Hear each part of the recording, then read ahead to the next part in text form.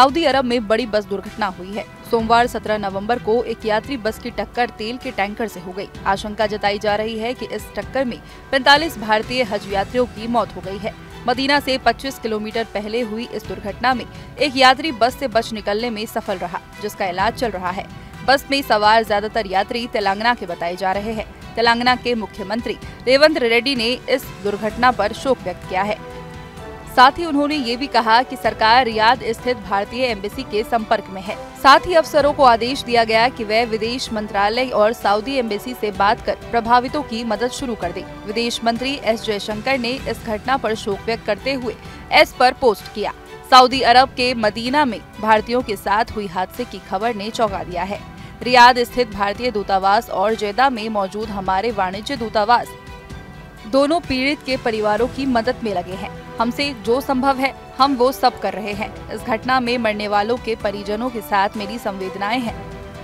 घायलों के जल्द ठीक होने की कामना करता हूं। पीएम मोदी ने भी इस घटना पर शोक व्यक्त किया। उन्होंने एक्स पर लिखा, मदीना में भारतीय लोगों के साथ हुआ हादसा बेहद दुखी करने वाला है। मृतकों के परिजनों के साथ मेरी संवेदनाएं हैं। मैं प्रार्थना करता हूं कि जो लोग घायल हैं वे जल्द स्वस्थ हो जाएं। भारतीय दूतावास और वाणिज्य दूतावास पीड़ितों तक मदद पहुंचाने की हर मुमकिन कोशिश कर रहे हैं। साथ ही हमारे अधिकारी सऊदी अरब की अथॉरिटीज के साथ संपर्क में हैं। MIM चीफ असदुद्दीन ओवैसी ने भी इस मसले पर शोक जताया। मीडिया से बातचीत में वे बोले, तो मैंने इंडियन एम्बेसी रियाद में जो DCM है अबू मैथिन जॉर्ज साहब से मेरी बात हुई और उन्होंने मुझसे कहा कि कौंसल जनरल जिद्दा भी और वो खुद इस पर मालूमात हासिल कर रहे हैं। मेरी भारत सरकार से और खास तौर से एक्सटर्नल अफेयर्स मिनिस्टर से जयशंकर साहब से ये रिक्वेस्ट है कि वो इमीडिएटली इस पर देखें। और ये मुझे भी खबर अभी मालूम हुई है कि हैदराबाद के 2 ट्रैवल एजेंसी, एक fly zone tours and travels और अल मक्का हज एंड उमरा के 42 हाजी मक्का से मदीना जा रहे थे बस में और बस को आग लगने से मालूम हुआ कि सिर्फ एक शख्स की जान बची है, कंफर्म नहीं है। बात कह रहे हैं कि पूरों का इंतकाल हो गया।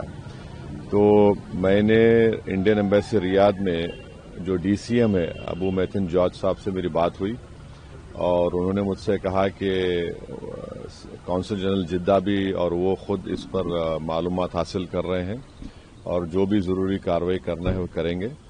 और साथ ही साथ मैंने इन तमाम उमरा पैसेंजर्स के दोनों ट्रैवल एजेंसी से वीजा डिटेल्स लेकर काउंसिल जनरल ऑफ इंडिया जिद्दा को और DCM इंडियन एम्बेसी रियाद को और साथ ही साथ फॉरेन सेक्रेटरी को मैंने ईमेल किया है।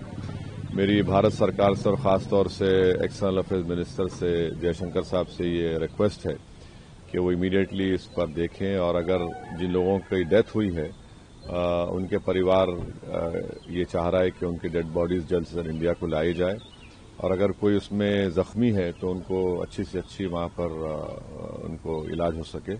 ये मैं रिक्वेस्ट करता हूँ हमारे एक्सटर्नल अफेयर्स मिनिस्टर और भारत सरकार से। जहाँ भक्ति है हर शब्द में, कथाओं में छुपे हैं दिव्य रहस्य और ज्योतिष देता है जीवन को दिशा। धर्म से जुड़ी हर बातों को जानने के लिए हमारे चैनल स्तुति को सब्सक्राइब करें। चैनल पर जाने के लिए इस लिंक पर क्लिक करें।